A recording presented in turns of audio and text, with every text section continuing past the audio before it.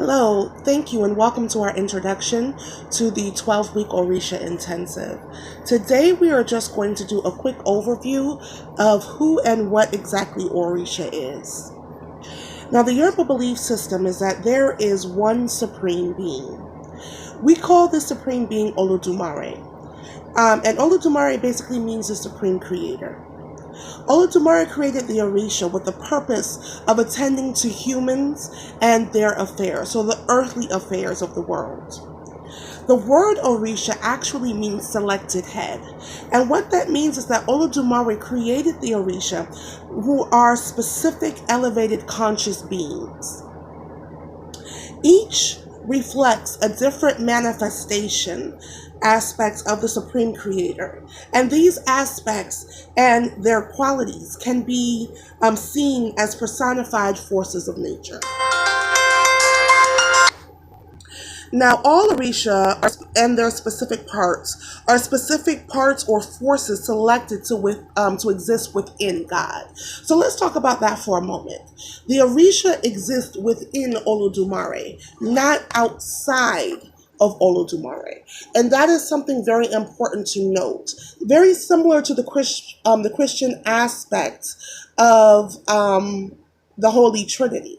Okay? So the Orisa exists much as the Holy Trinity, as existing within God the Father or God the Supreme Creator.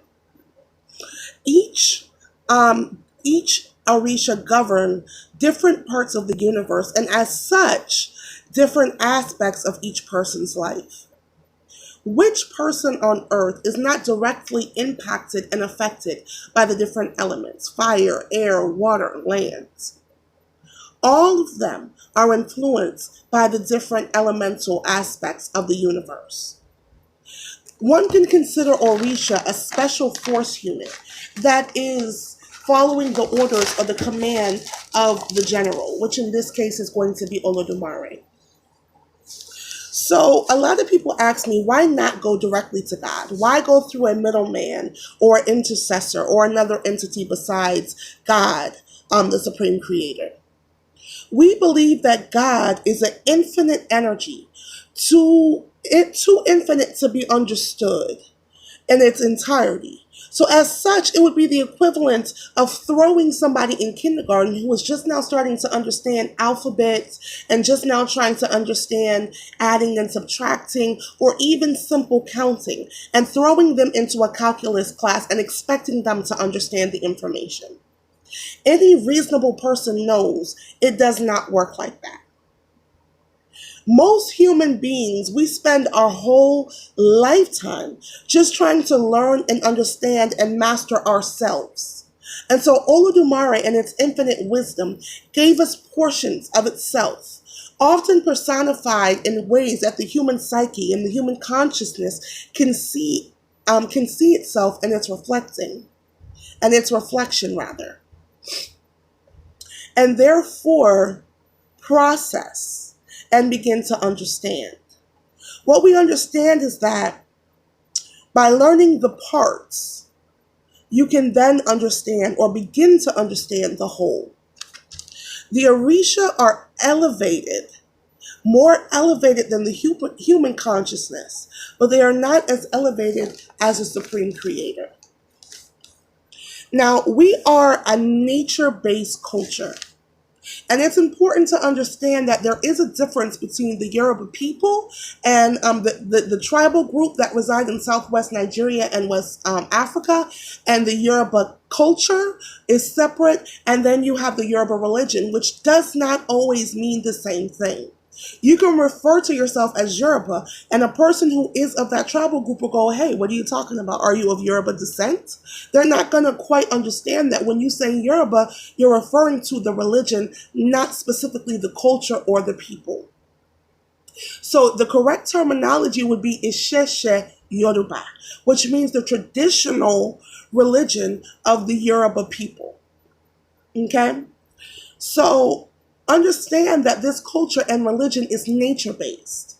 We, however, do not pray to fire. We do not pray to inanimate objects. Instead, what we are praying to is God's power reflected in the spirit or energy of said fire.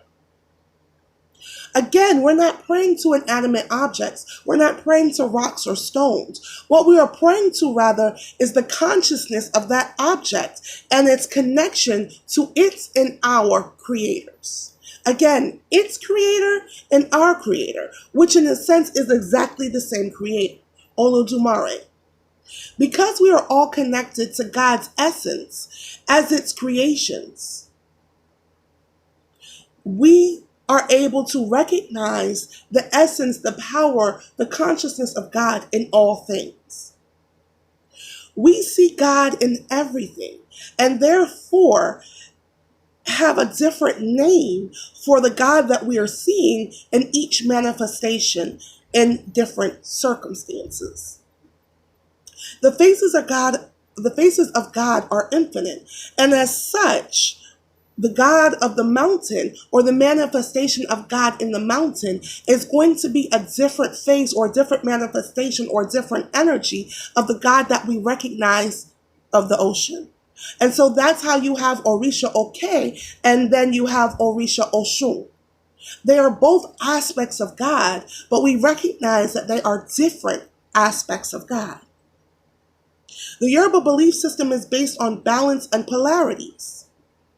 At different times, different energies will be necessary.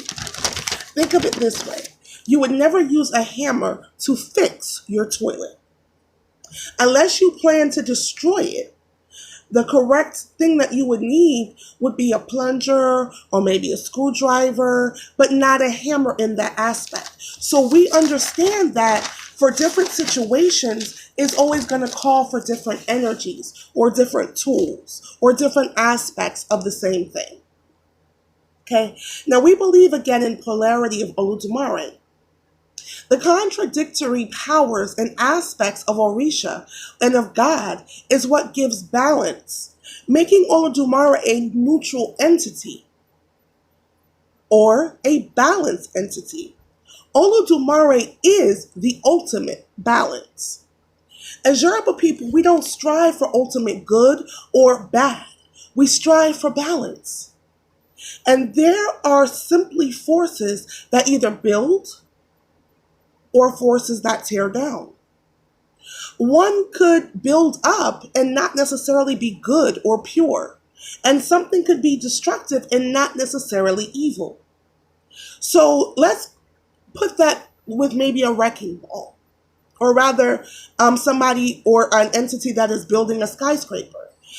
Again, the energy of building up, most people would automatically assume that it's good or pure or heavenly, right? But if it wasn't built on a firm foundation and you had invested your life savings, then that building up would be negative or evil to the person who has invested their life savings. On the flip side, the wrecking ball is typically considered to be a destructive force. Most people automatically assume that destructive forces are evil or bad. But if that wrecking ball was necessary to tear down that building so you can get your money back, then in that instance, the wrecking ball would be then considered a good force, a benevolent force, or a savior. So in that quick example, we see that there is not an energy that is inherently good or inherently bad 100% of the time. We know that all energy is neither, again, inherently good or inherently bad at all times. It's always going to be based on appropriate application in any given circumstances. Now, we believe with aligning ourselves with these energies, we have the aspects of God needed to support and nurture our journey of fulfilling our destiny. We all have a destiny, and that destiny has been chosen by us. We also know that destiny is directly connected to a specific aspect of God, or as we call Orisha. It is our highest self that chooses this destiny and petitions that Orisha or aspect of God for their support to help us fulfill our destiny.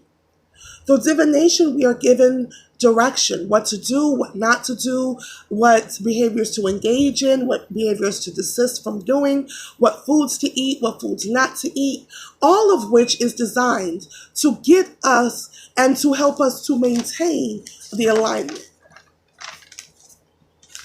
A wonderful quote by John Newson is something that I try to live by, and it's something that I teach all of my students.